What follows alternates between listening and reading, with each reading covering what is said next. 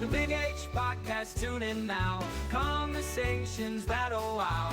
Laugh and learn, stay a while. Let's explore that Hilton style.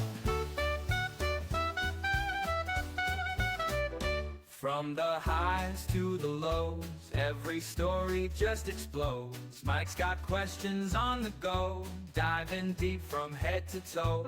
Every week the guests align, sharing moments so divine. Stay with us, the pace is fine. Every episode you'll find. The Big H Podcast, tune in now. Conversations that'll wow. Laugh and learn, stay a while. Let's explore that Hilton style.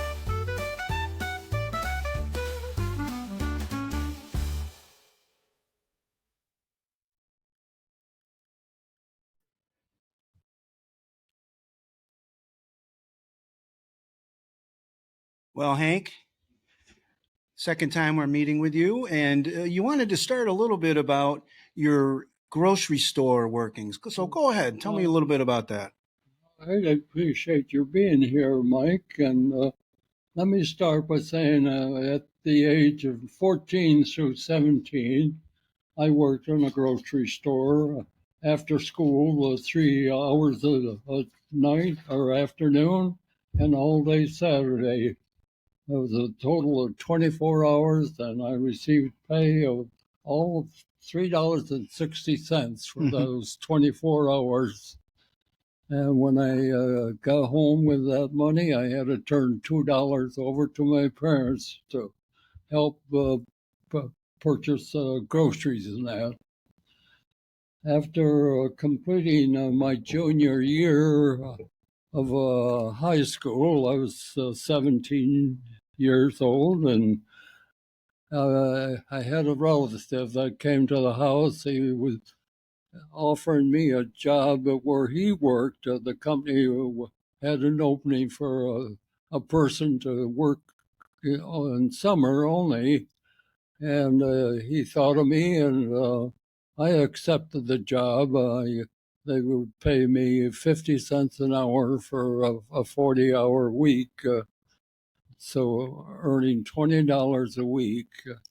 And I continued working all summer, but when it came time to resume going back to high school for my senior year, I was given the opportunity to either go to school or stay working. And because my family needed the extra money, I quit high school and continued working at this company. And I worked alongside of this relative for a number of months, and then after the war broke out in 1941, when the Japanese bombed Pearl Harbor, and we entered the war. It was a few months after that this relative quit the job. He went to work at Kodak. He had a health condition, and he was not able to serve in the service, so he wanted a better position. And after he left, I was given full responsibility to take over the job that I was trained for. And I kept working at that job until January 1943, when I was drafted for the service. And that was January 1943. And for the next 8 months, I went through basic training, radio operator school, and training to fire a 50 caliber machine gun.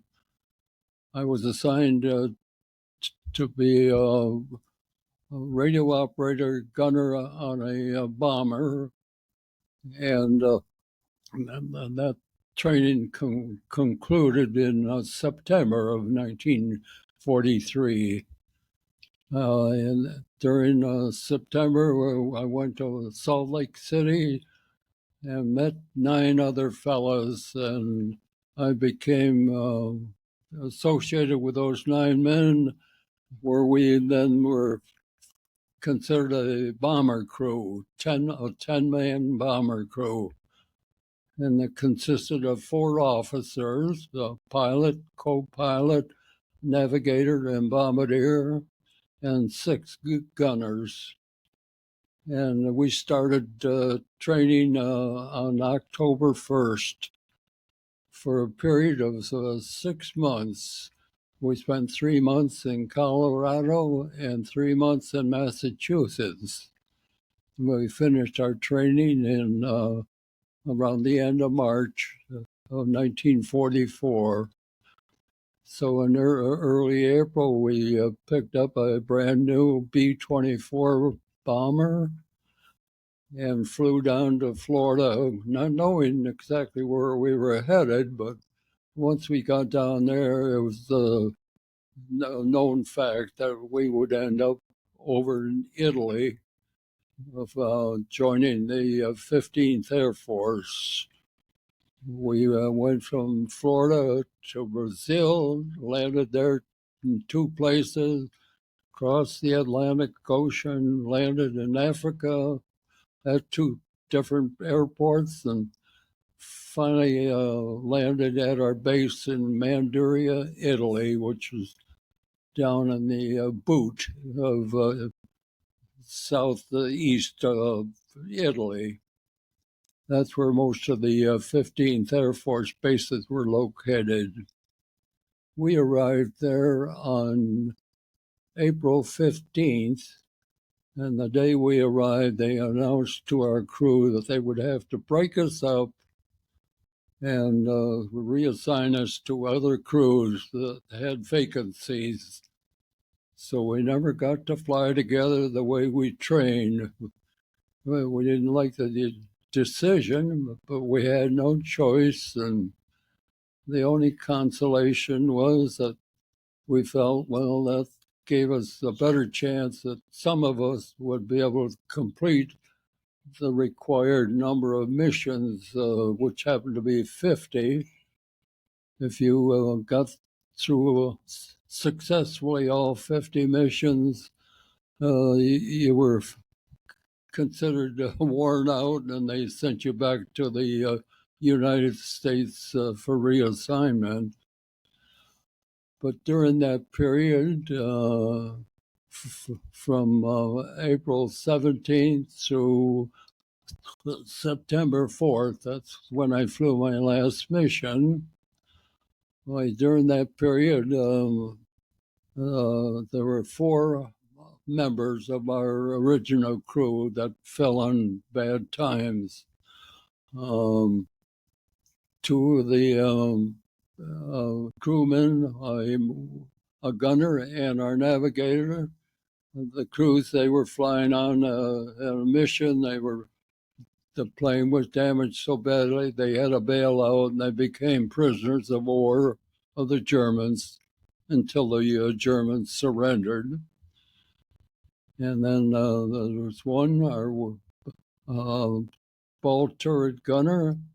He was on a crew that the plane was so badly damaged that the pilot lost complete control, and the plane went out in a spiral right down to the earth and crashed. All 10 men were killed immediately.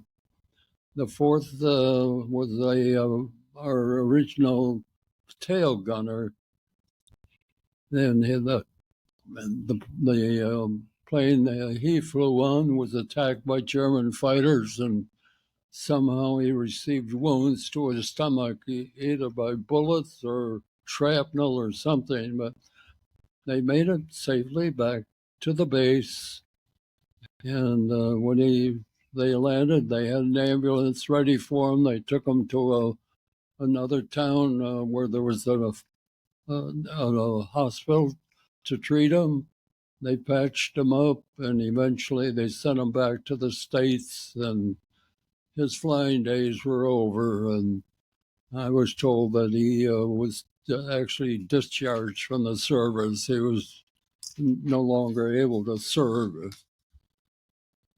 And that was it. So there were 6 of us that were able to complete 50 missions.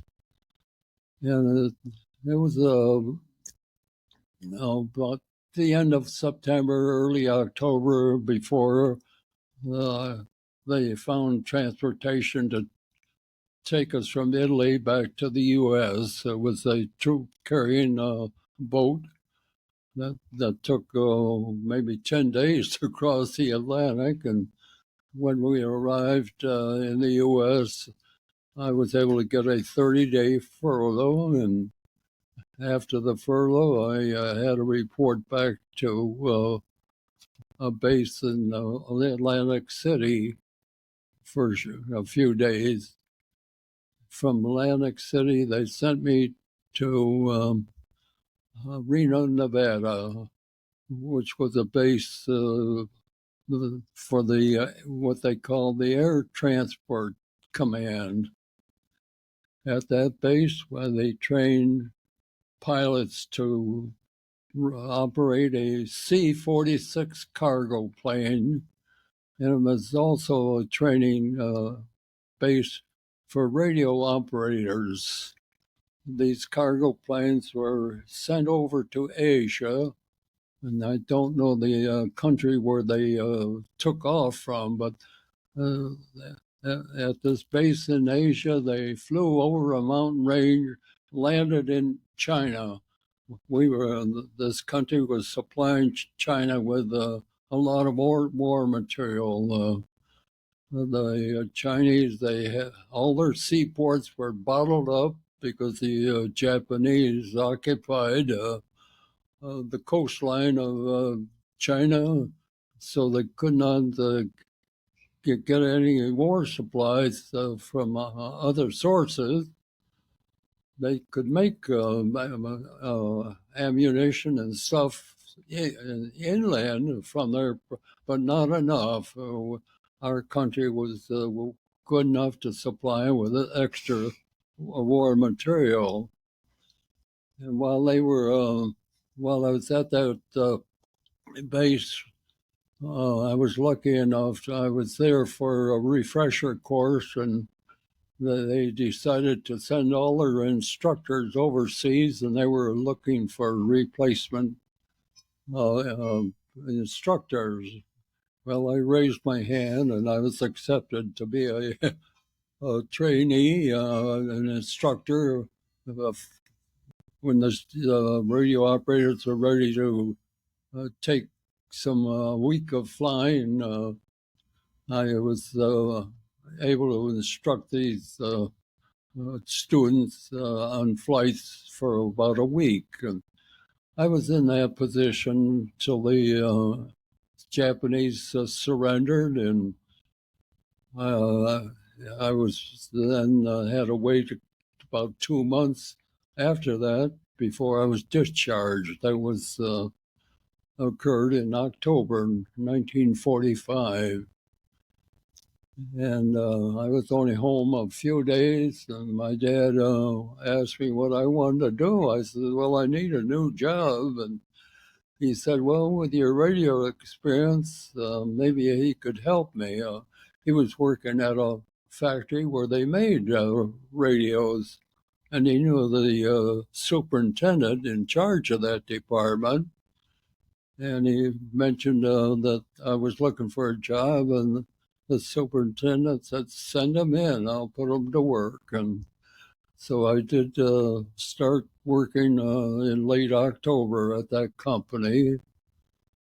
And with the winter months and that, I was only interested in kind of picking up, resuming my civilian life. There wasn't much going on during the winter months. And I did, my object was to learn how to drive. I never had a driver's license, so on weekends, my oldest brother took me out for driving lessons. And anyway, about early April of 1946, I had a sister-in-law that came to me. She says, Hank, You don't have a girlfriend.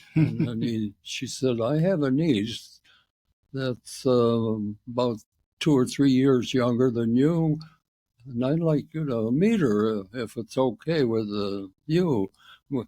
Well, I said, yes, I'd be open to having a date with her. And so she did arrange a blind date uh, for the to meet this niece of hers.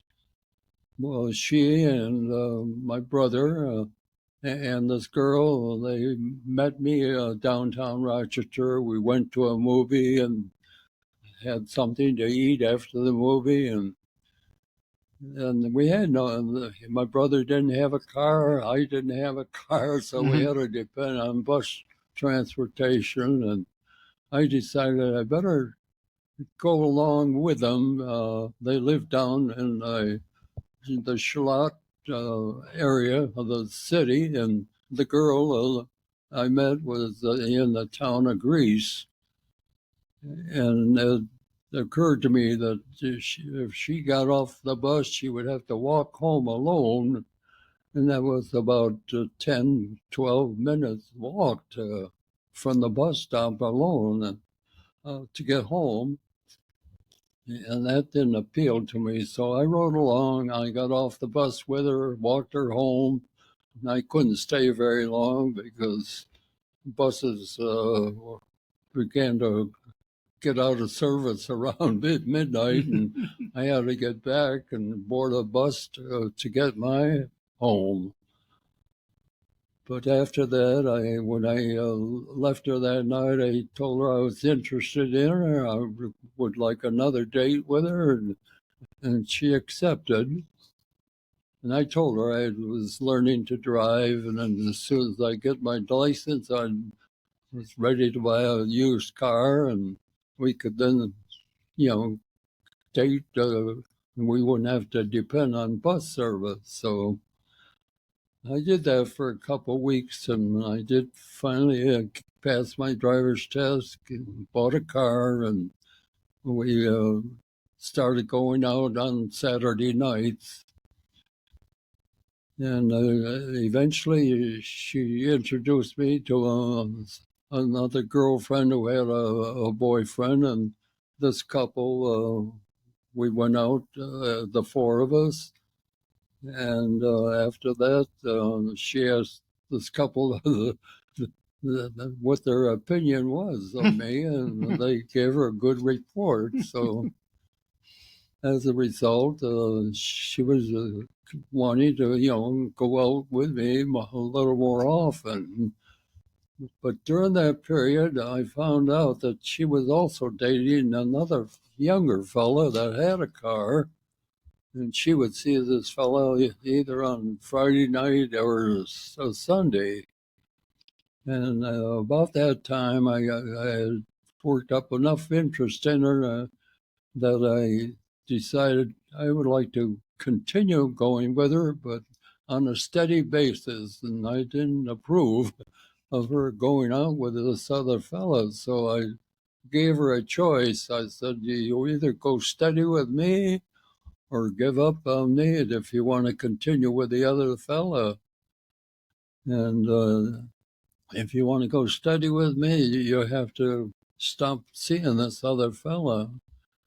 Well, she eventually had one more date with him, and then she announced to him that she would not see him anymore.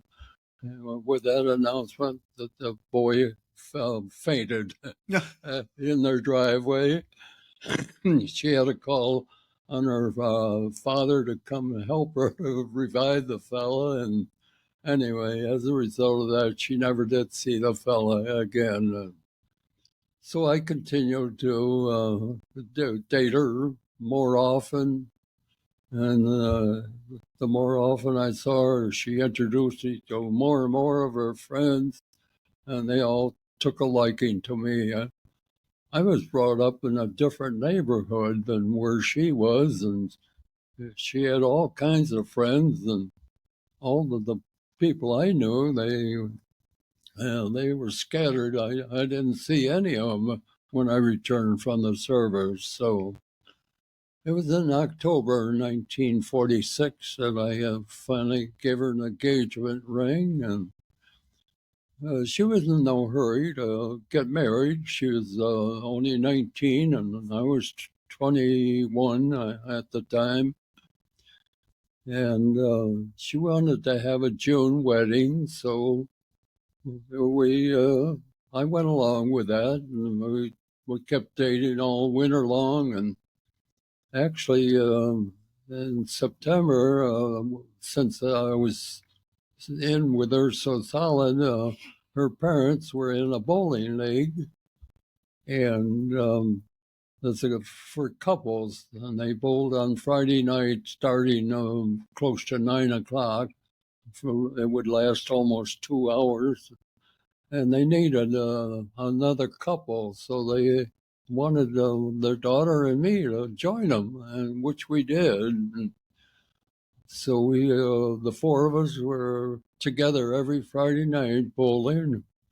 And when it was over with, about 11 o'clock, I was able to go to a bake shop up in the city. A fellow I worked with at Stromberg Carlson worked on a Friday evening at a relative's bake shop, and I was able to go to that bakery and buy a freshly made kuchen. I'd bring it back, and we would sit around the table and have coffee and kuchen. And of course, her parents would go to bed about midnight, and I would hang around for about another hour. And anyway, we finally did get married on the 28th of June, 1947. And it was about a month, maybe a month and a half after we got married. The personnel office where I worked came to me and said they had an opening in the engineering department. And they was wondering if I would be interested. They had a deal where there was a technician working there, and he wanted to go to school at RIT. They had a program where for 3 years you attend RIT, where you work 10 weeks, go to school 10 weeks, and keep alternating for the 3-year period. There was no school in the summertime, but this fella had signed up for that course, and they wanted to have an alternate to fill in when he was at school. They wanted another technician to be working to replace him, and that's what they offered me.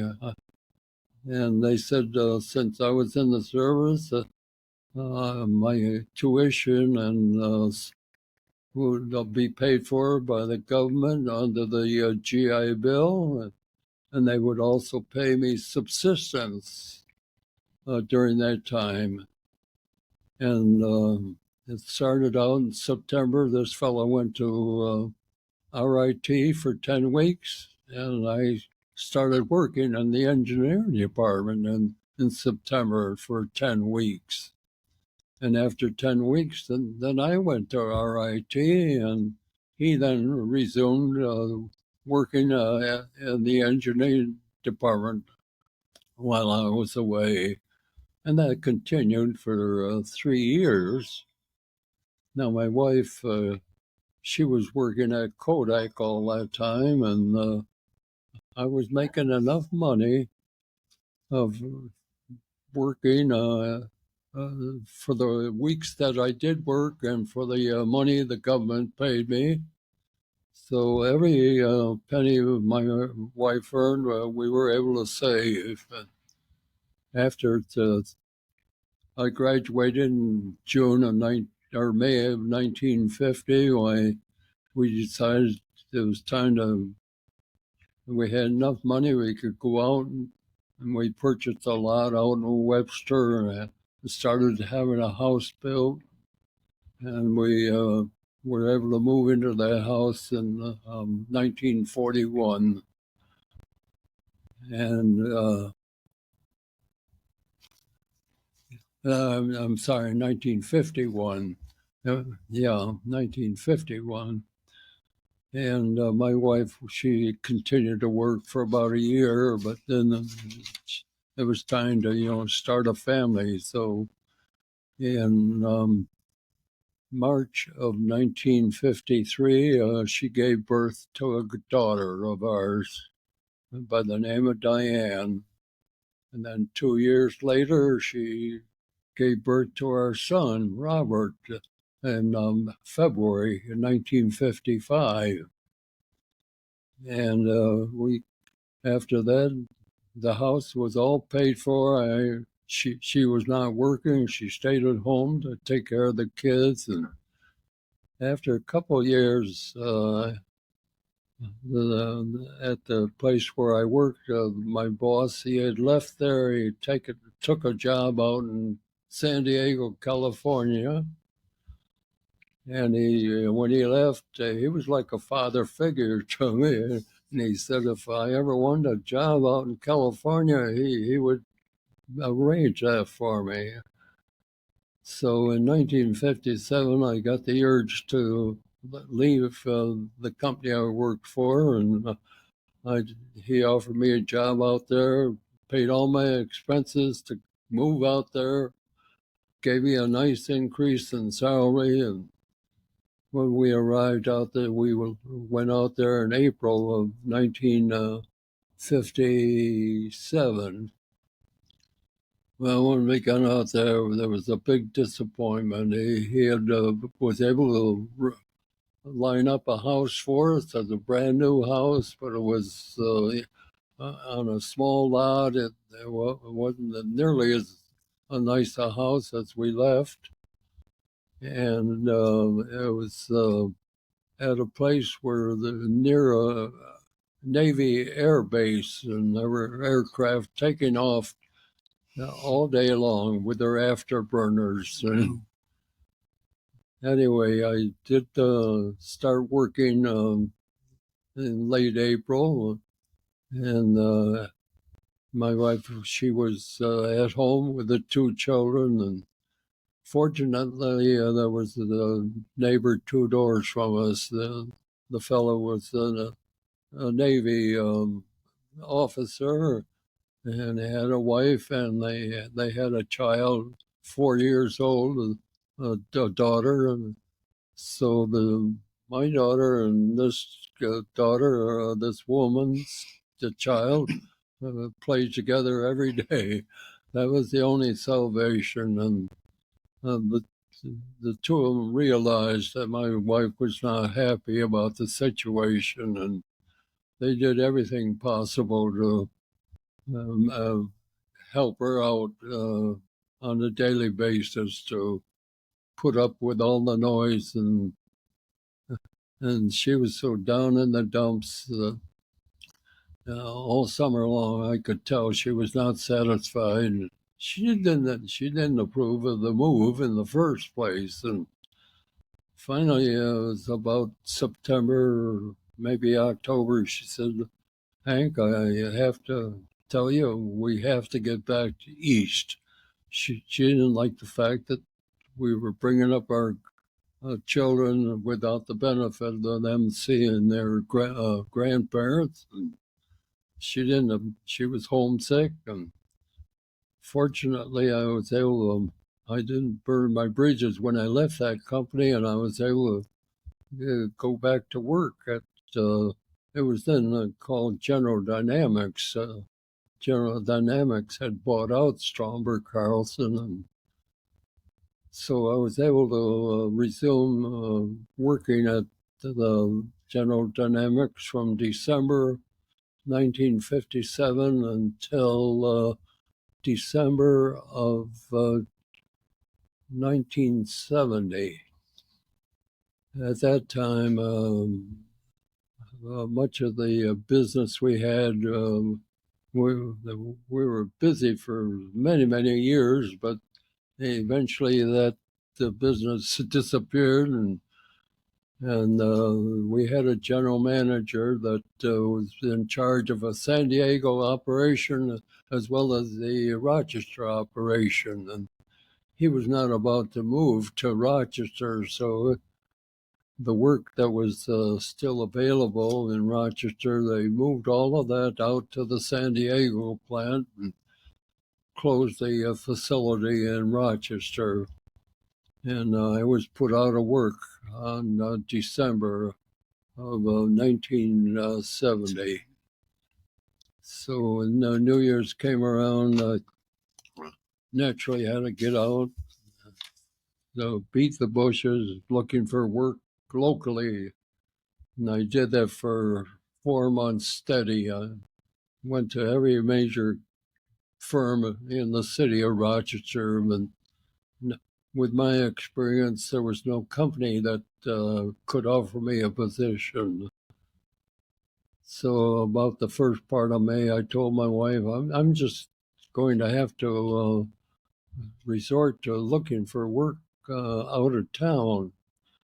So I went to the main library, picked up out of town papers, and one day I was looking at a Buffalo, New York paper, and I saw an ad where they were looking for this little company in Indiana was wanting to hire an engineer.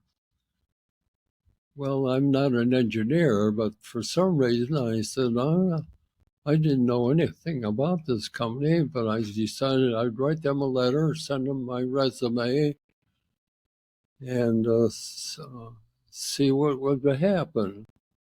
Well, my letter arrived at the personnel office at this place in Huntington, Indiana, and they gave their letter to the chief engineer. Well, this chief engineer had just been moved from Texas up to Indiana. There was a firm in Texas that was a large electronic firm. They had just purchased this company in Indiana, and they were replacing personnel with their own staff. Well, this chief engineer happened to be a person I worked for at General Dynamics, looking after expenditures on contracts that he was responsible for. And so my experience at that time was working with figures and that. And when he saw my letter, he gave me a phone call. It was right on my birthday, May 16, 1971. And he called me. He says, Hank, I only have about 4 engineers and a couple of technicians, and this company is a small company, and I'm unable to offer you a job. But he said there's an opening in the contracts department, and I've turned your resume over to the manager, and he's very interested in talking with you. He says you can expect to receive a call to come out for an interview. Well, the day after, I did get the call. I was invited for an interview, and for some reason, I took my wife and we drove out from Rochester to Indiana. And the day of the interview, when I met this manager, he asked me, he says, where did you live in Rochester? Well, I told him, well, I actually live in Penfield. Well, his eyes open wide. He says, would you believe I lived in Penfield myself? He says, I used to work at the Xerox company in Webster, but we lived in Penfield.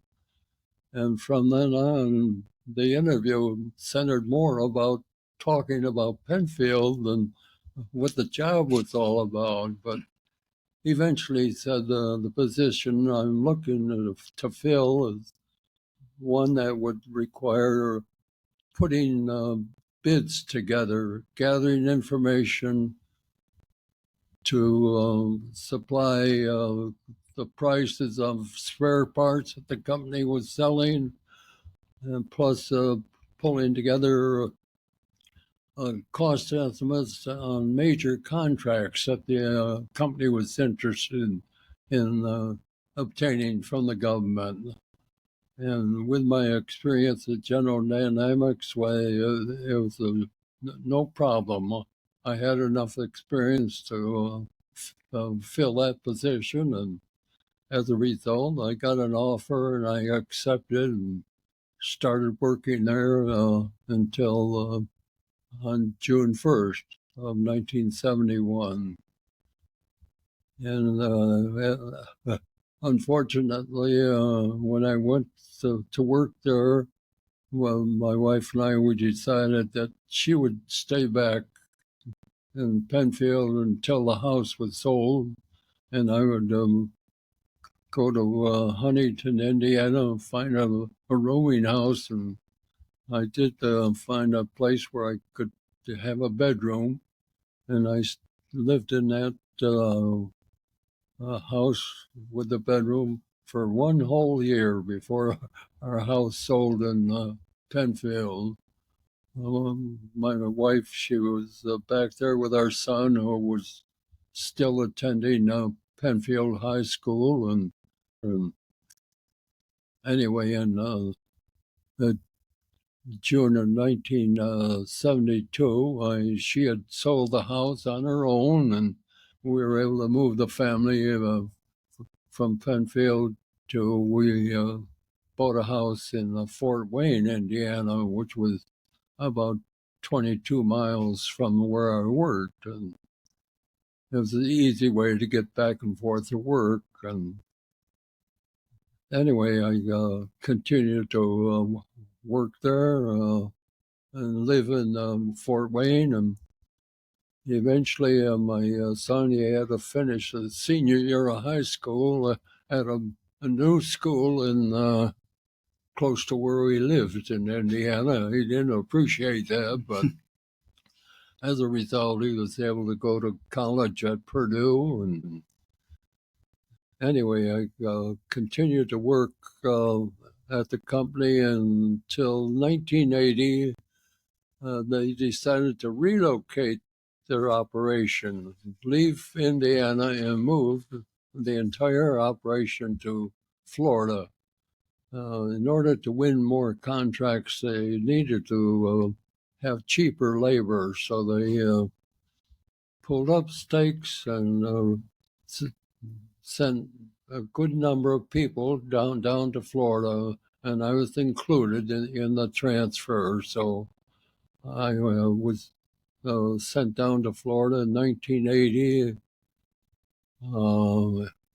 And my wife, she had picked up a job working at a mutual fund place for a couple years, but after that, when I was transferred to Florida, she continued working for a couple months, and then eventually she came down to Florida to join me. And well, after I got down there, I signed a contract to have a new house built, and that worked out real good because the area I moved into, I was working in an office in Tampa, and just west of Tampa, there were areas close to the Gulf of Mexico, a place called Palm Harbor. Never heard of it before, but I had my oldest brother. He had retired, and he retired to Florida, and he lived in a town called Dunedin, which is right adjacent to Palm Harbor. So I bought this house in Palm Harbor, only a few miles away from my oldest brother, and both my brother and his wife are very happy that we were in that neighborhood where we could get together quite often. Anyway, I kept working until 1988.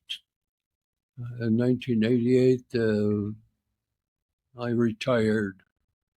The company actually, a couple of years before that, the government had canceled their contract. They said the quality of the radios they were building down in Florida was not the same as when they were built up in Indiana, and they canceled the contract. And with that announcement, corporate headquarters decided to close down our division. But I was laid off.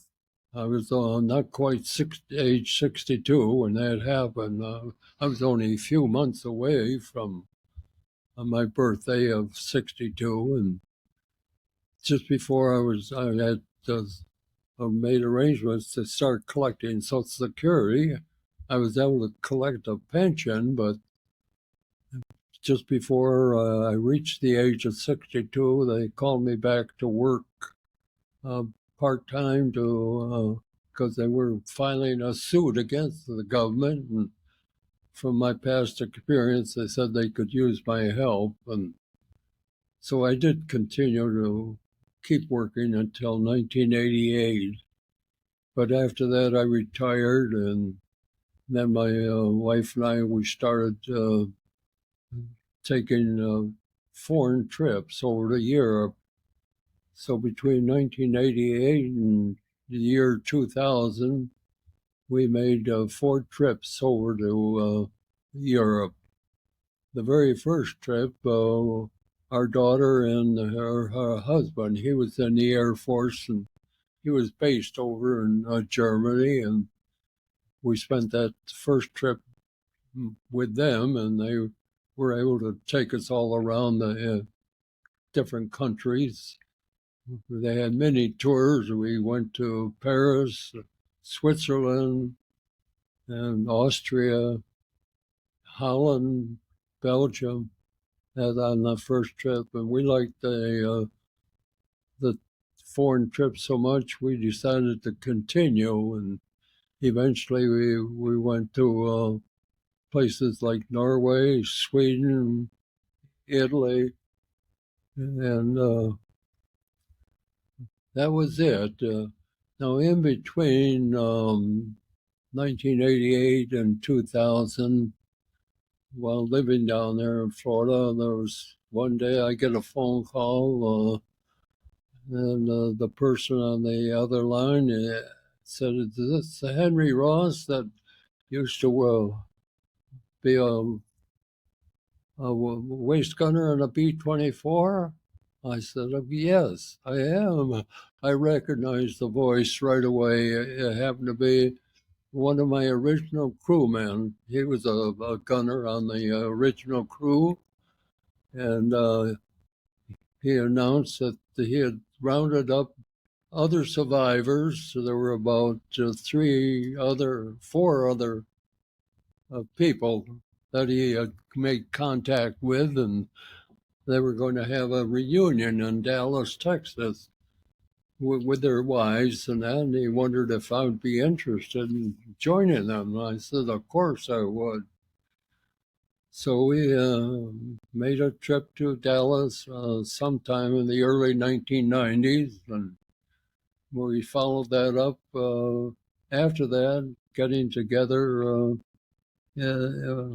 on 3 separate occasions, going to Branson, Missouri.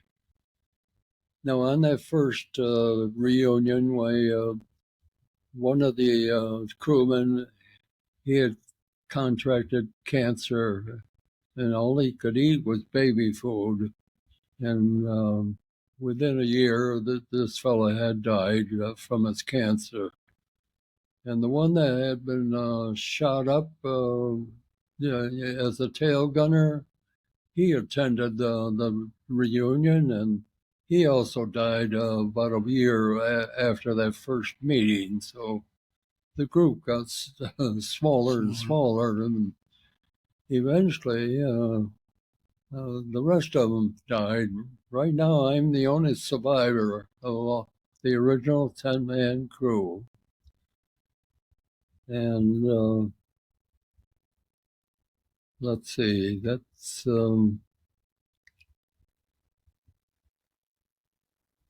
Can I pause here for a moment? Well, I was going to ask you, Tell me a little bit about your family, your siblings. Uh, I think earlier you had told me you had, I think, 6 brothers. well, yes. While I was in the service, I had 3 other brothers that were well.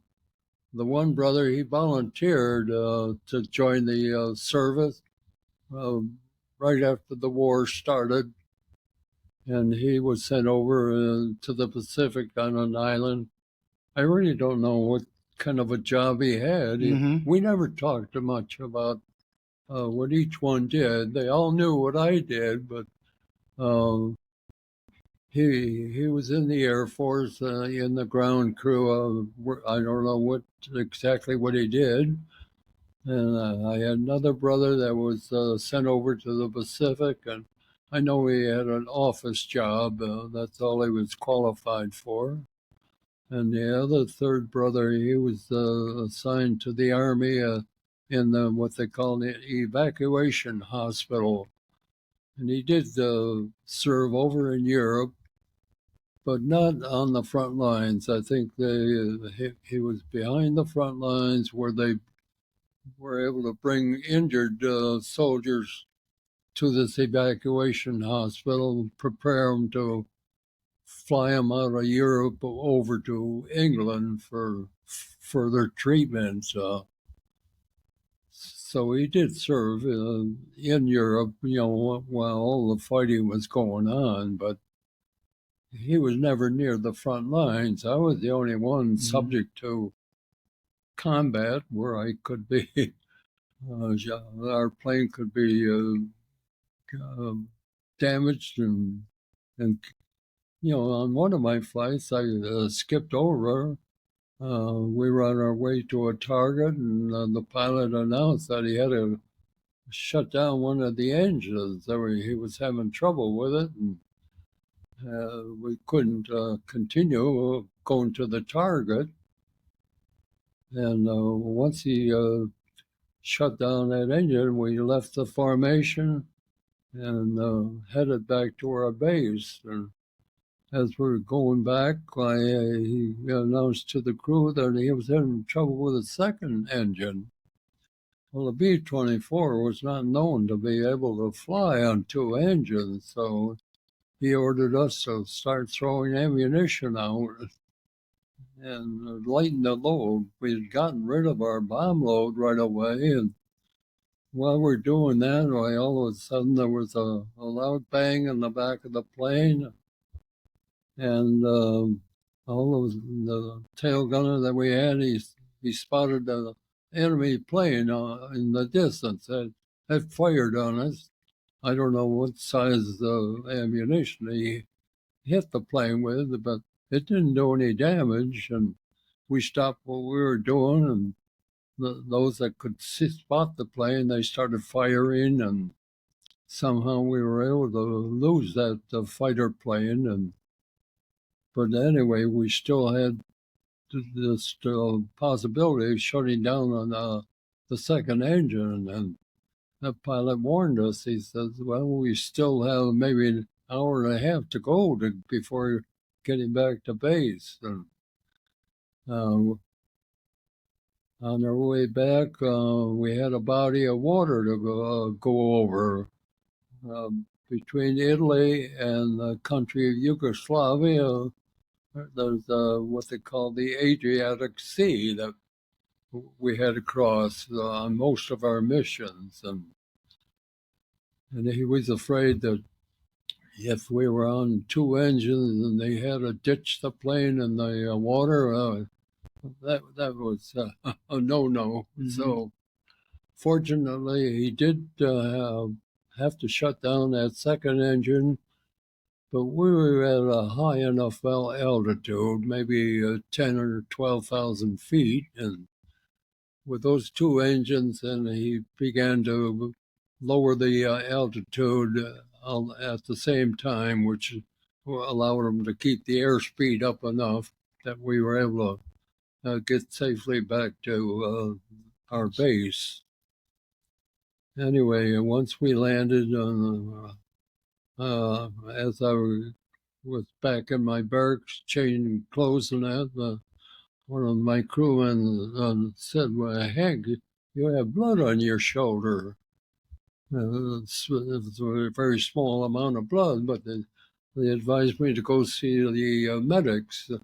Well, I did. And when I got there, they probed around with some instrument, and they couldn't find anything. But sure enough, my skin had been opened up, and it was bleeding a small amount. And I thought nothing about it. They just put a bandage on, and they said, "Oh, I was good to go. I could continue flying without interruption." And I know I flew the next 2 days, but about 3 weeks after that, they said, "Well, you have to go to the main hangar. They are going to award you with a Purple Heart." I couldn't believe that the injury would warrant something like that, but I do have the Purple Heart for that little wound in my shoulder. It doesn't bother me, but it's just a nice thing to have. So you said you want to talk a little bit of a pause me? You want to take a break? Yeah. Well, I was going to say, you keep going. Whatever you want to do. And yeah, shortly after the year 2000, it was in the year 2000. After our last foreign trip, we had just gotten back from Europe, and my son came to see us in late September. And lo and behold, in November, my wife and I were sitting alone in our house. We got a phone call. My son had passed out. He was at home, and the paramedics were attending to him, and he was unconscious. And about a half hour later, they called back and told us that he had passed away. He was only 45 years old, and that just knocked out my wife and I for a loop. We just couldn't understand, because we had seen him, just a few months before that. But nevertheless, and he was living alone in Alexandria, Virginia, and he didn't have a will or that, but we had to go up, make funeral arrangements, and we didn't know any of the people where he lived, nothing. So that was a traumatic experience. He died in early November of the year 2000, and we had to sell the house. We finally sold it. We got a nice price for it. It increased in value by over $100,000. He paid about $350,000, and we sold it for about $450,000. But anyway, we practically lived up there for about 4 months. The new buyer couldn't take possession until he made the offer right in early January, but he was not able to close the deal until late March. And anyway, when we returned to Florida, we just decided to continue living there because my oldest brother was still alive. Yeah, he was in his late 90s, approaching 100, and he had lost his first wife and remarried and had lived about 20 years with his second wife, and she finally died about a year before he turned 100. He was living alone, and my wife and I, it was,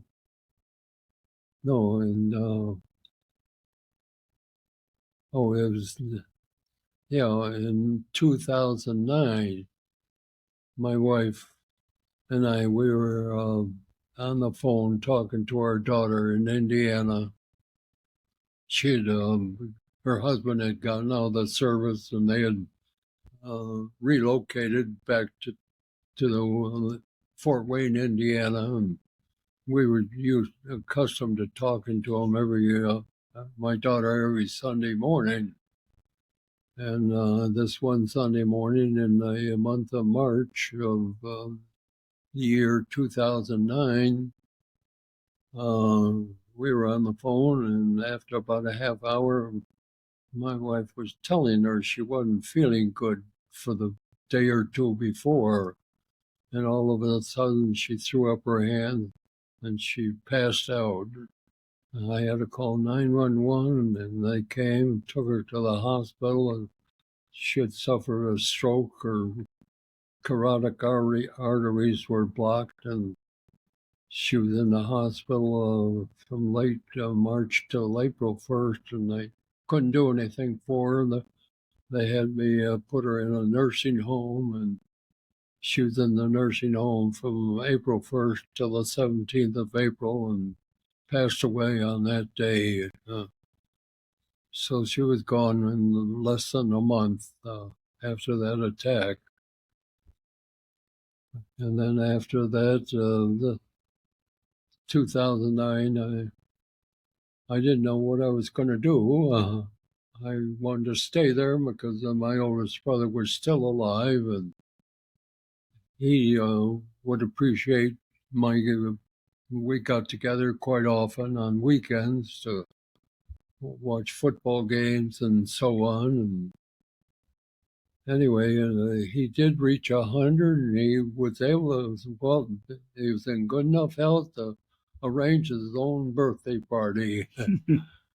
But then he only lived 9 months after, a little short of 9 months after his 100th birthday. He died in the year 2012. So here I was all alone at that time. And in the year 2012, I needed to get new eyeglasses. My driver's license was about to expire, and I knew they give you a short eye exam to renew your license. And when I went to get new glasses, they announced that I had cataracts that needed to be taken care of. And well, I was all alone, and I didn't know what to do, so I needed help. And then I called my sister-in-law, Carol Starwald, and she didn't want to come down to help me, but her daughter, Debbie, told her, she said, he's family. You have to go down and help him.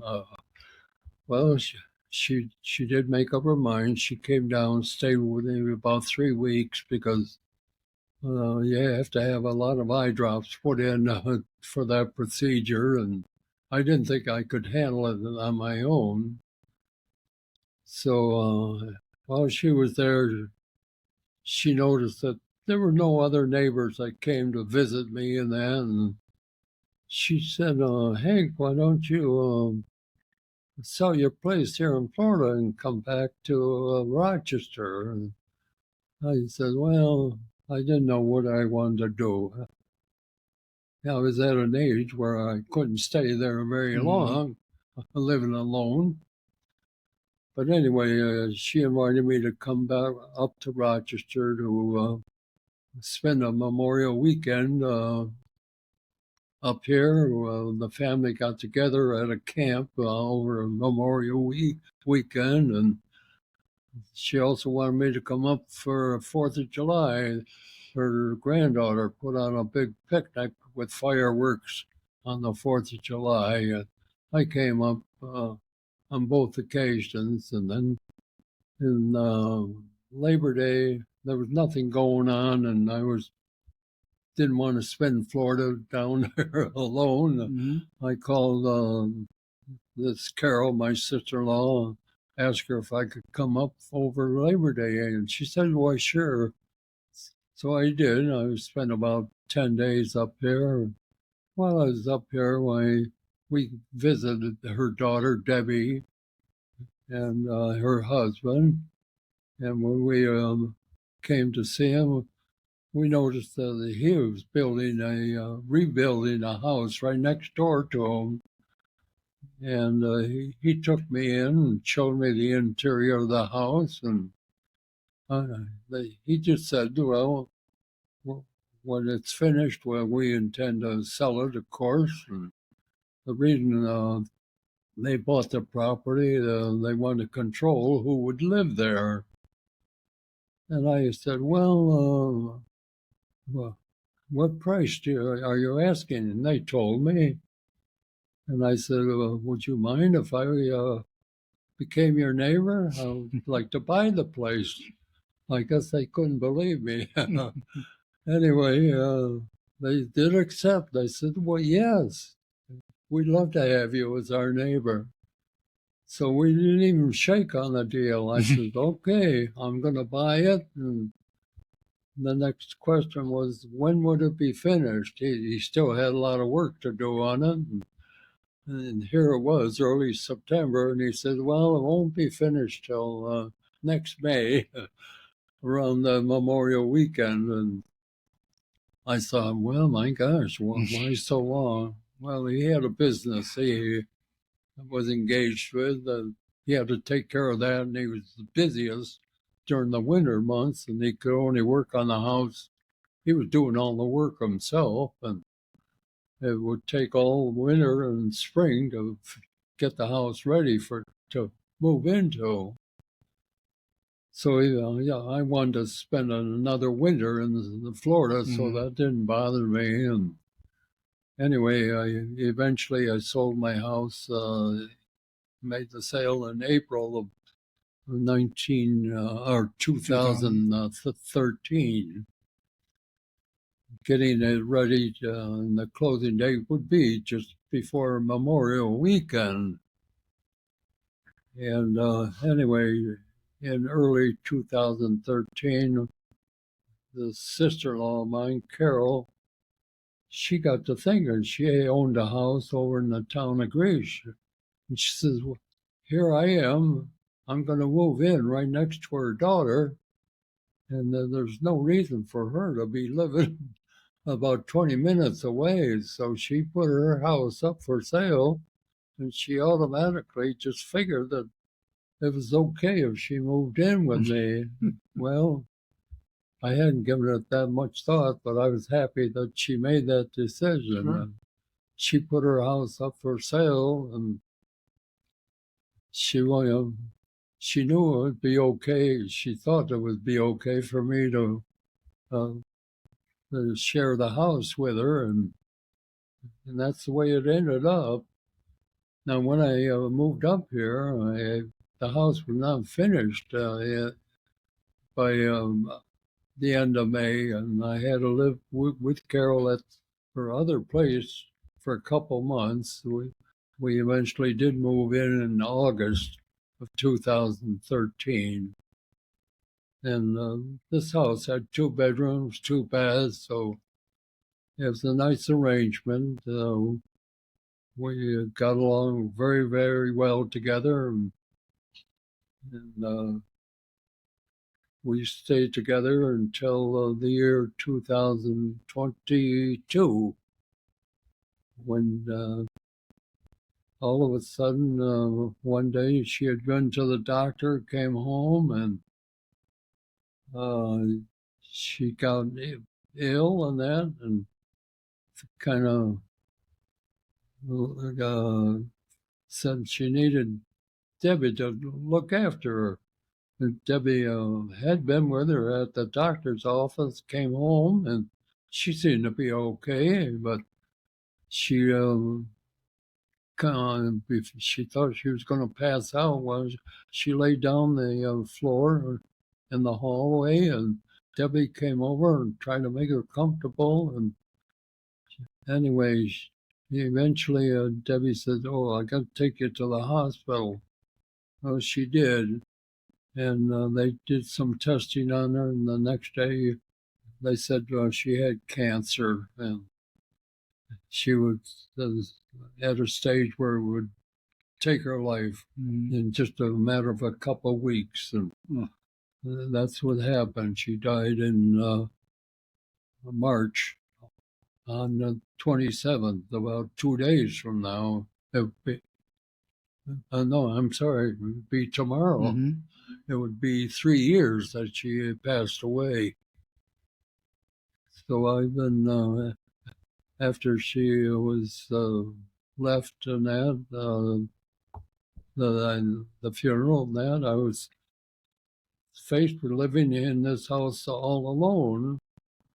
But right away, Debbie and Gary, my niece and her husband, they automatically came over and started taking care of me. And they became my primary caretakers. And I have to say that without their help, I wouldn't be here today. They've been so marvelous and outgoing and accommodating, taking care of me.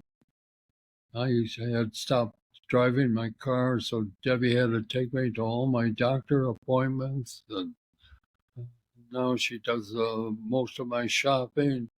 She does all my house cleaning and that. I'm able to take care of myself. I can shower by myself and use the toilet on my own. I can make my own breakfast and lunch. And about 50% of the time, Debbie will bring over a hot dinner for me at night. Otherwise, I have frozen entrees I heat up. And here I am today, only less than 2 months away from turning 101. And to back up, a year ago, when I reached 100, why Debbie arranged a large party for me. She had about 100 names to invite, but there were about 60 people that showed up at this party. It was right on my birthday, and the grand affair. And she went all out, bought a lot of food for it, and then I had 2 parties on my birthday. 2 days later, I had relatives that they didn't want to attend the first party, so they arranged a second party for me 2 days later on a Saturday that was only open to relatives on my side of the family. And I think there were about 30 people that showed up for that party. And right now, I'm just taking one day at a time. I have a lot of health problems. Back last November, I had surgery. I had skin cancer on my head, near my hairline, forehead, and that hasn't fully healed as yet. And I have to rely on a walker to get around with. I cannot stand alone very long. But nevertheless, other than that, I have a pacemaker, and according to the VA, I'm 70% disabled, so I get all my medication at no charge from the VA, and plus a lot of other help as well. And here I am, waiting to reach that 101 mark on May 16th of this year. It's amazing. I think that covers everything up to the present time, right? I think it surely did. And you did such a beautiful job explaining all that's in your life and all the people that you've touched and all the people that are still around. And we can't wait for that 101 birthday party. There are probably some other things I'd like to ask you, but I think you've done such a beautiful job today again. We could probably take a break now and let you relax. Yeah. This guy does some amazing puzzles around here. Boy, we're going to take some pictures sometime. Let the people see what you do during the day. Yeah. But Well, I should say my pastime is working on puzzles. And the other thing I do like is to play euchre, the game of euchre. tomorrow is his day. You play here, or does you take No, him out? I have twin nieces. Mm-hmm. The one is a widow, the other is married. And the three of them, they come maybe about once a month, and we spend a whole afternoon playing euchre right here, about 5 games. And whenever Debbie's family gets together at the Memorial Weekend and the different holidays, She said we Christmas. usually manage to squeeze in a couple games of euchre. Tomorrow I'm going to play euchre with a couple of fellas. The one fella I have met, I only know him briefly, but he's bringing a friend, and Gary and these other 2 fellas are coming. Nice. We're playing euchre here. Okay. It'll be the first. Do you play for bragging rights, or you to put some money on it? I'm not sure. Well, we'll see. Keeps your mind sharp, right? Yeah, it does. Yeah. Well, No, I'm able to take care of all my bills. You know, I don't rely on Debbie to help me that way. tell me a little bit about your granddaughter. Well, she right now she's about 30, almost 34 years old, I think. Yeah, she went to college. I don't see much of her because when she was born, they lived in Indiana, and at the time we were living down in Florida. I actually lived in Florida from 1980 to 2013. Long time. A total of 33 years. Mm-hmm. And when I was in the service, I had basic training at Miami Beach. Well, and that was in the wintertime. That was all right. But in August, I was in Panama City doing a gunnery training there, the hottest time of the year. And I said to myself, I never want to live in Florida. Why, is it too hot? And the only reason I ended up there is because this company I would work for transferred me to Florida. I had to go. I hadn't worked long enough to be eligible for a pension. Right. So I had to accept the transfer, and in order to get enough years in to earn a pension. And then I wound up staying there for 33 years. We lived there year-round. Of course, on vacation and that, we'd try to come back to this area. And well, I know Debbie and Gary are glad you came back here, and I know a lot of people are glad you came back here. It's totally unexpected the way it's turned out when they agreed to let me buy the house. Right. On a handshake, you said? Yeah. Just a verbal. And to think that her mother just automatically assumed that it was okay to move in with me. No, she wouldn't have it any other way. But she had a car. I didn't interfere. You know, she could live the way she wanted to. But we just managed to get along. Good. The one thing I wasn't aware of, she had a close relation with all her great-grandchildren, and she had 9 altogether. And when I came up here, they had birthday parties for every one of them, and she had to attend. And of course, I had to go with her. So here I was shelling out money for birthday presents that I hadn't counted on. And it wasn't only birthdays, but it's the same thing at Christmas. Right. She had to buy gifts for all of them, and I had to contribute at Christmas Right. as well. So, no, I've been accepted as really a member of their family, and yeah, Well, I can see why. yeah. I can see why. Can I come back again? We could talk some more about history too.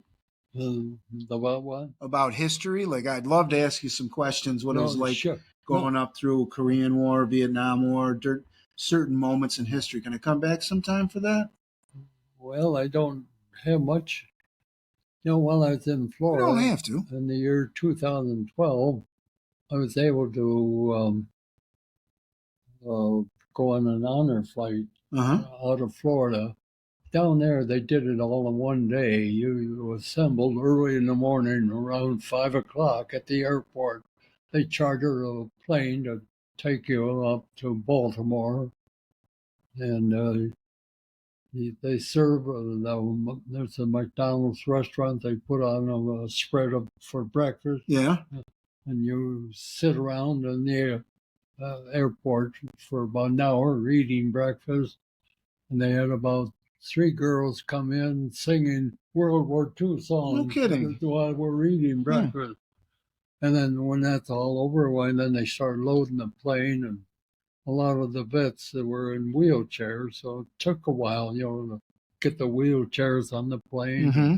We flew up to Baltimore, and when we landed at Baltimore, there was a crowd of people welcoming us as we got off the plane. And then we had to board buses to drive to Washington. We spent the whole day, going around to the different monuments. Mm-hmm. And late in the day, when we returned by bus to the Baltimore airport, and we arrived back in Florida close to 9 o'clock. Okay. And when we got back there was a crowd of people waiting to shake our hand and welcome us back. And we couldn't. I was anxious to get to my car and to go home, but that was not to be. Mm-hmm. I had a guardian on that trip, and he was a veteran of the Vietnam War. And he had to pay $400 to make that trip. No kidding. And his wife was with him, and she was a guardian for a Navy fella. She had to pay too. And they said they would do it again. That's great. Yeah. Very nice couple. In fact, I have a book over here that they took photographs, and, Mm-hmm. and the woman said, I don't need to take my I have my camera, but she said, you don't have to take pictures. I will, and Mm-hmm. I'll make up a book and send it to you, which they didn't charge me. Very nice couple. What about your graduation? Tell us about that. I skipped over that part. Yeah. In the year 2017, I was down at they own a camp about 100 miles south of here with a log cabin, over 100 acres of ground. And every Memorial Day, they invite relatives and friends. There's maybe about 40 people show up for the weekend, starting late Friday night right through Monday. Anyway, I was down there on this weekend in 2017, and on the Sunday, I think it was, there was a couple came down. They had a son down there as a guest, and they wanted to just come down and see the son. And they brought along a neighbor of theirs. And this neighbor, his wife was working, and he had nothing to do. And for some reason, they invited him to come down. Well, he did. He didn't know anybody, as far as I know. Anyway, when it came dinner time, we all sat around the table and filled our plates and that. And he happened to sit right next to me. And because of my age and that, he inquired, was I in one of the wars? And I told him, I was a veteran of World War II, and I told him all about that experience. I told them I had to quit high school after my junior year to take a job to help support the family and that. And that was it. That was about this is getting, supper time and that. And anyway, I turned in at to go to bed about 9 o'clock, and he was still there. But this couple, they were getting ready to drive back to Rochester. And I thought nothing more about it. Well, a couple of weeks after that, it was around maybe the 15th of June. I get one of my Debbie's granddaughter, or daughter, I should say, notify me. She said, "Uncle Hank, you have to go to East High. They want to present you with something, a diploma." I couldn't believe it. I said, "Yeah." They said this fellow that I met down at the camp, he got hold of the principal of East High School and told this principal about the fact that I quit at that time. But here I was, no high school diploma, but I had an associate degree from RIT. Anyway, this principal agreed that they would present me with, it's really what they call an honorary diploma. Mm-hmm. I didn't have to take any lessons or that to earn it, So it's just a fictitious high school diploma. But it was quite an interest I had to attend. The thing is that they said, well, you show up at 9 o'clock, and the graduation of the seniors was to start at 10 o'clock, Mm-hmm. and that's when the whole program would begin. Well, between 9 and 10 o'clock, they took me to a hallway, and when I got there was every TV channel locally waiting there for me, and they had their cameras on me. They were bombarding me with all kinds of questions. And the fella, it was this fella that I met that I made the arrangement, but he wasn't able to attend that ceremony. He had a woman that he worked at the Democrat Chronicle, and he had a girl from the newspaper show up, and she presented me with a gown. No kidding. With the East High colors and a cap. Nice. I still have it. And for an hour, I had to answer all these people. I think right here, there's a photograph.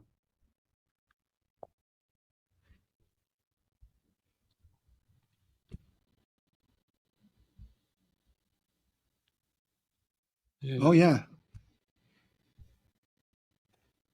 There you go. Yeah. Yeah. Very handsome. You're eating some food there, too. And then this looks like, Let's see. I think that's Sean Nelms, right? I Oh. think he's the superintendent of the district, right? This was, he's got a high paying He job. sure does, with yeah. The schools. That's, Yeah, he's Nelms? Sean, yep. Yeah. Sean Nelms, and I think he's the There you go. superintendent of the school district. And anyway, after the ceremony, I didn't stay after that. I left before. They said I could leave Mhm. before they gave diplomas to the Right. students. Be a long time to sit through that. So I did leave, and then her daughter put on a luncheon at her house down by the lake. Mhm. Invited my relatives to attend. There wasn't room enough for them at the auditorium, Yeah. at the high school, to accommodate too many people. But Got a big roar from cheering from the kids and everything. Yeah. Now, in 2 years ago, 2023. Mhm. Yeah. It's Debbie's sister knew a fella that was a member of the American Legion. That's this fella here. His Right name here? is Mike. Mike Conway. Oh, Yeah. Mike Conway. Mike Conway is his name. He's a member of the American Legion post in Greece on Okay. Dorsey Road there. Mm-hmm. Well, once a year they have a fundraising drive in the month of August, and at that fundraising drive they try to honor a veteran of any war. Mm-hmm. Now they had not honored anybody from World War II. So No kidding. when Mike found out I was in World War II, he came and asked me if I would be willing to appear. Well, I did agree, and I had to show up at their post at 7 a.m. on Dorsey Road there, and we hung around for a while. Then we drove over to Trimmer Road, the American Legion Mhm. post, for snacks, coffee, and then they had a brief ceremony outside, and then they formed a motorcade. Okay. We went from Trimmer Road back to Dorsey Road. Sweet. All the roads were blocked. They had security to block traffic. And when we got to Mount Reed Boulevard, there were 2 fire trucks there with a With a flag. Big flag, yeah. And we got, to the grounds of the American Legion post. And after about a half hour, when then there was one fella in charge. He started speaking. They had a prepared program to offer, and he talked about a lot of other people, and eventually got around to Mm-hmm. introducing me Mhm. to the crowd. And when he finished, I had to speak to everybody for maybe about 5 minutes. Mm-hmm. But I was there until 4 o'clock in the afternoon. So it was from 7 a.m. to 4 o'clock. I Mhm. was tied up.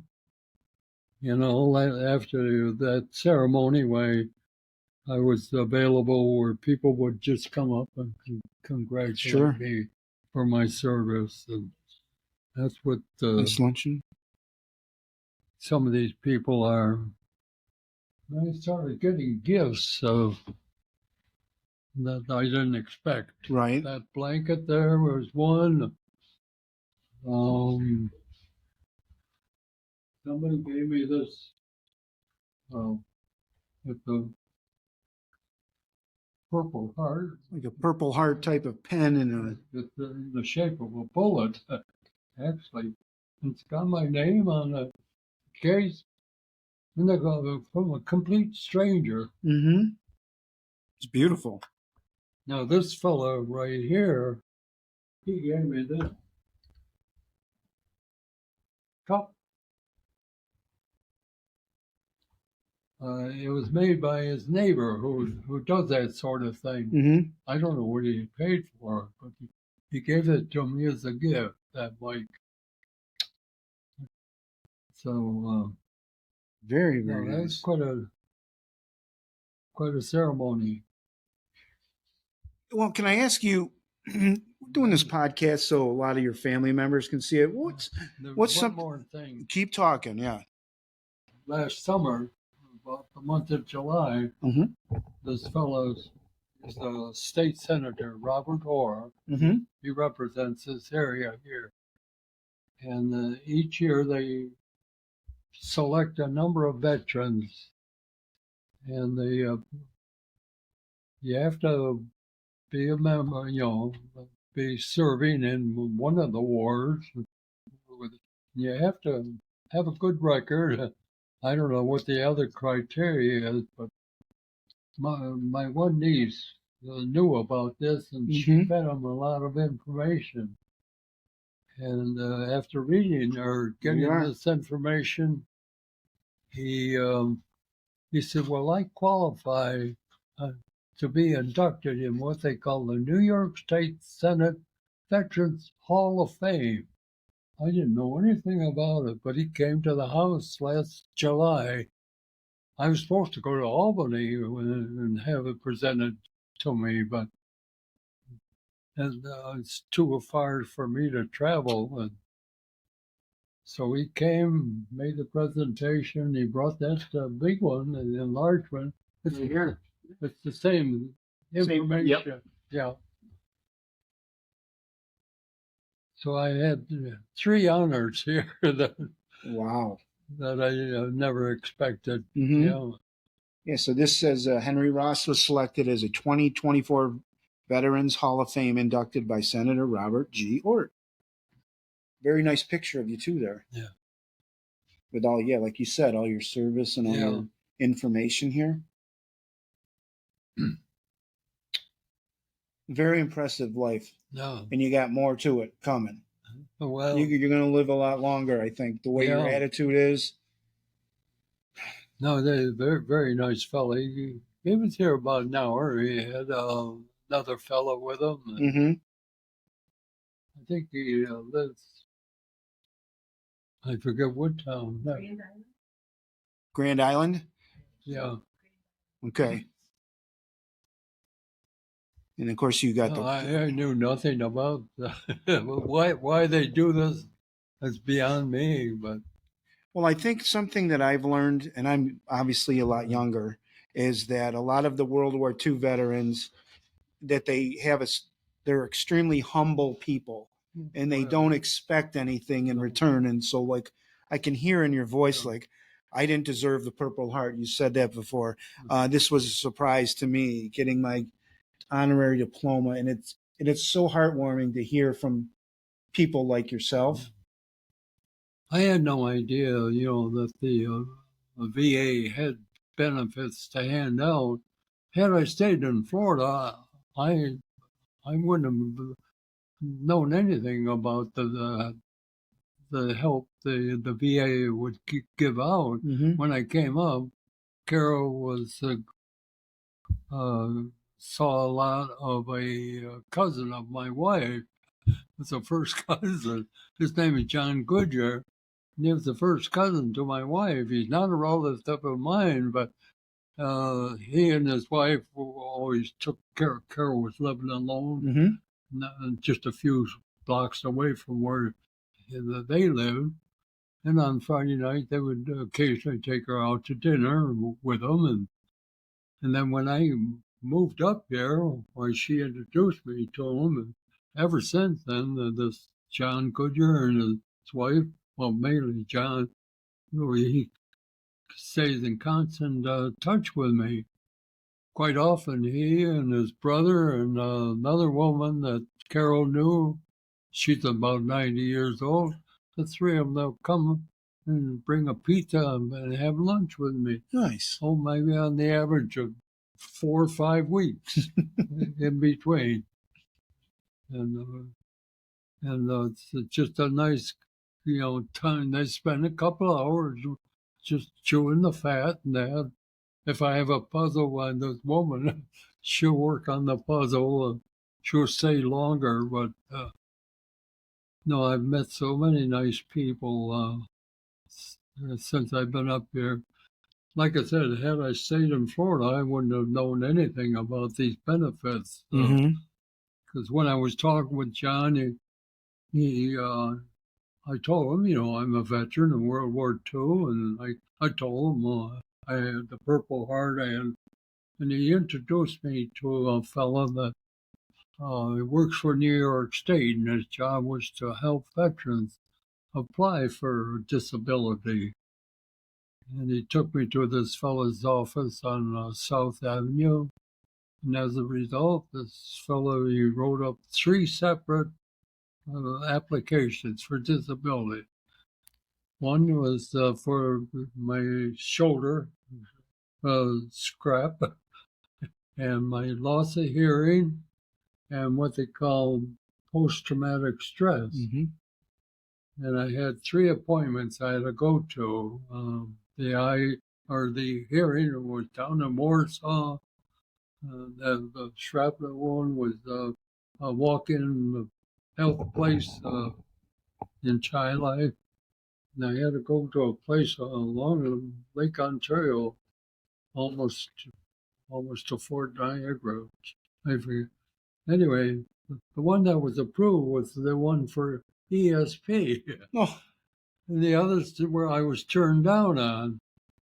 Well, this fella apparently he couldn't figure out why I was turned down on the loss of hearing because I had had a test with the VA and they said, yeah, I had a loss of hearing. And that's when they gave me some hearing aid. And they figured, well, my gosh, he's wearing a hearing aid. He's also, he should be entitled to some compensation. Mhm. So on his own, he reapplied. And sure enough, they changed their mind and they increased the disability. They did nothing about the shoulder, but he said, well, I'm going to reapply. And he did. And they sent me to a different place to be tested for that. Well, as a result, I wasn't quite as nimble mhm. as the first time. And the results was that they did award me extra disability. Once you reach over 50%, then you get all your medication at no charge. Okay. And that's one big benefit. It allowed me to stop paying insurance to a private insurance company. And here I get all my medication at no charge. I just get on the phone and order what the doctors have me on, and within 2 weeks, it comes in the mail. Usually, it only takes a week, Mhm. but right now I'm up. I had another retest on the hearing, and as a result, they did increase it 10%. Mhm. So I went from 60 up to 70%. And I had one test, they said, yes, you have more hearing loss, but for some reason they didn't increase it. Mhm. I'm willing to bet if I went and had one more test, depending on the result, then they might give me another one, 10%. Mhm. But at 100%, boy, they really send a large amount of money. Mhm. I know I met a vet that lived over in Scottsville. He was 100%. Mhm. And at that time, he was getting a check well over $3,000 a month. Okay. And his wife got a check to take care of him as well. I don't know how much, Mhm. but if I were married, my spouse would get a check. Well, they should take care of you, you know? Now, what's your secret to staying so sharp? So, I don't know. You don't know, or No, you want to keep it a secret? I don't know. Good neighbors, doing the puzzle, playing euchre. Puzzle, euchre, and doing numbers. It's helpful. You like being numbers around too, young Hank? People, I Thanks think. much. Down there in Florida, I was only acquainted with elderly people. You Mhm. know, there were no children Mhm. involved. Mhm. I had a niece down there. I had two nephews down there, and my youngest brother and his wife. They moved down there, but he died well before I left Florida, and his wife died before I came up here. So I was never around children in the 33 years I lived down there. Mhm. But up here, exposed to them all the time. They keep you Yeah. young at heart. Proof right there. Look Oh at yeah. They just came over one Sunday night, and they sat here. I was over there. They surrounded me. She took a picture, and Right. That came out great. yeah, It's all his family, Mhm. both sides. Beautiful. I couldn't ask for a better situation than I'm at right Mhm. now. These are some of the happiest times of my life.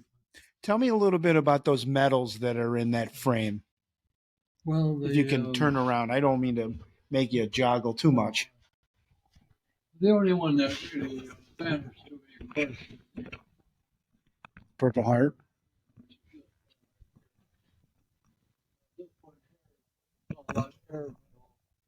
after you fly so many flights, I forget, maybe the first 10 flights, they award you a bent medal like that.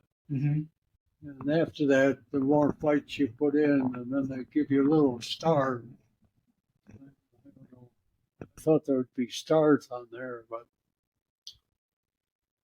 this red one here, that's what they call a good conduct medal, meaning I was okay throughout the entire time I was in the service. You know, I didn't screw up or that. And this one, I think it's just a show that I was served over in Europe Okay. at that time. Oh, I was only over there, from April 1944 till about late September. Right. The other medals, I'm not too sure what they're all about.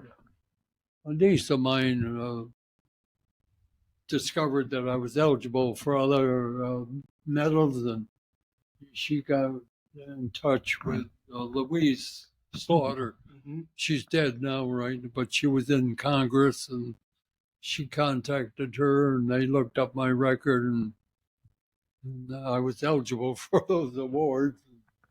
And so she's the one that took the measure to see that the Louise Slaughter could get me those medals. But Do you have any? Go ahead. Do you have anything on your bucket list? Anything that you want to do? not really. Not really. No, just stay as healthy as I can. I mean, the alternative, if it ever reaches a point where I can't take a shower and have trouble, Debbie and Gary, it's all agreed that I would have to leave here, and I'm eligible to go to the nursing home that the VA runs in Batavia. And because of my Purple Heart, Debbie and I made a visit there last fall just to look it over, and it's a very nice facility. I asked what it would cost me, and they said, well, because of the Purple Heart and my disability, the cost would be zero. Oh, that's So great. that's a big relief in itself. And if I ever had to go there, I'm sure I wouldn't last very long. Not seeing visitors. Mm-hmm. Right here, Debbie is over sometimes a half a dozen times a day more. I think she lives over here more than she does at her own house at time. And Gary's, he showed up last night. Yeah. About 10 o'clock. The door was locked. He has a key.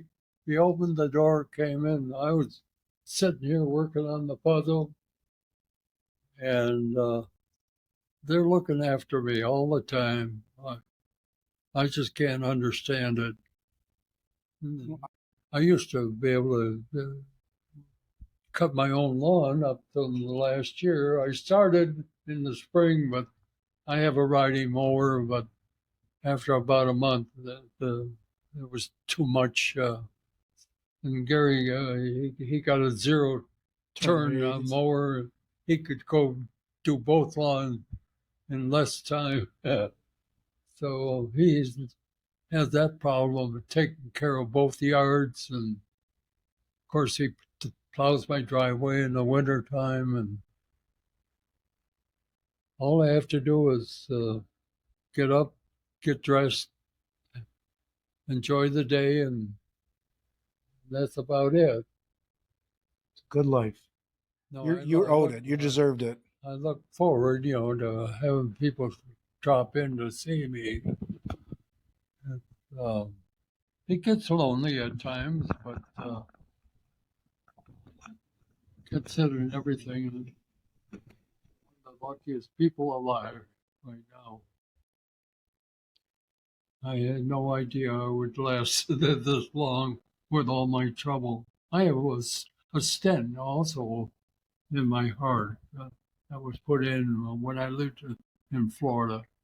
The pacemaker was, that's been in, maybe about 4 years ago, maybe 5 years.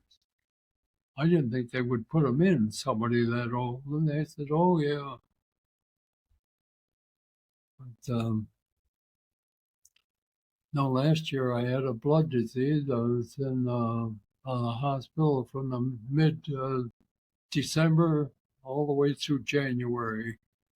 I was in the hospital only about 6 days, but they had to treat me for the blood disease with IVs in my arm, and they moved me into the rehab facility. So all that time I had to take physical therapy and occupation therapy. And in between, they gave me IVs twice a day, 12 hours apart. And I was there over the Christmas, New Year, month and a half. And I survived. Like I said, I believe in God's looking after me my entire life. Like I said, in the beginning, I was hit by a car, and it could have been almost fatal if the car had run over me. But I was lucky enough to escape and only get knocked down.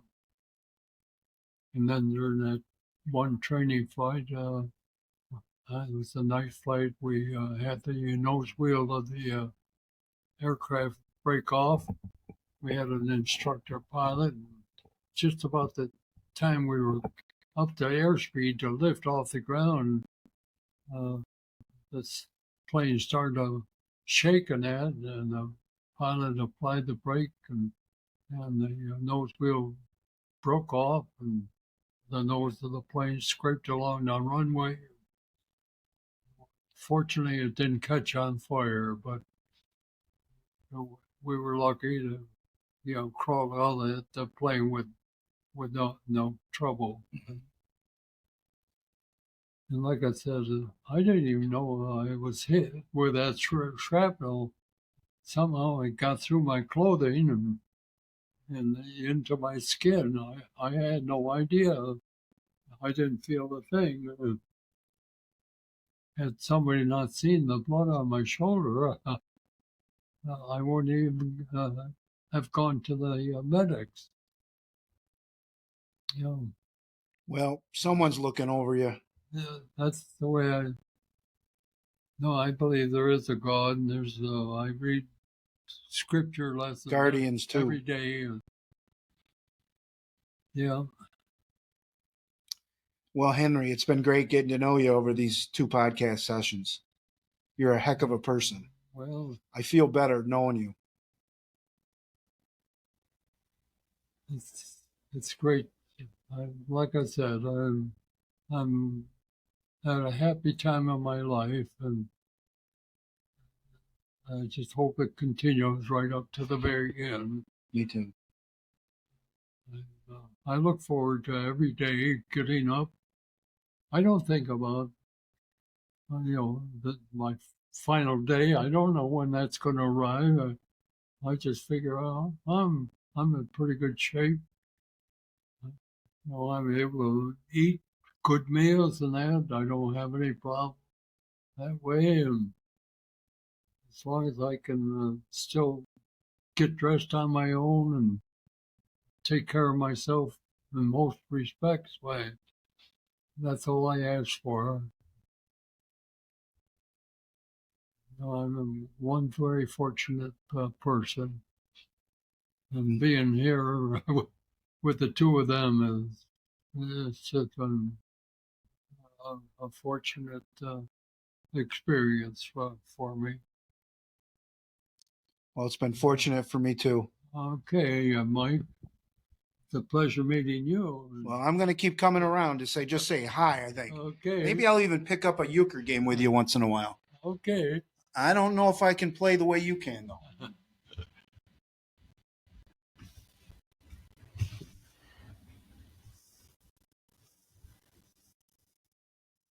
The Big H Podcast, tune in now.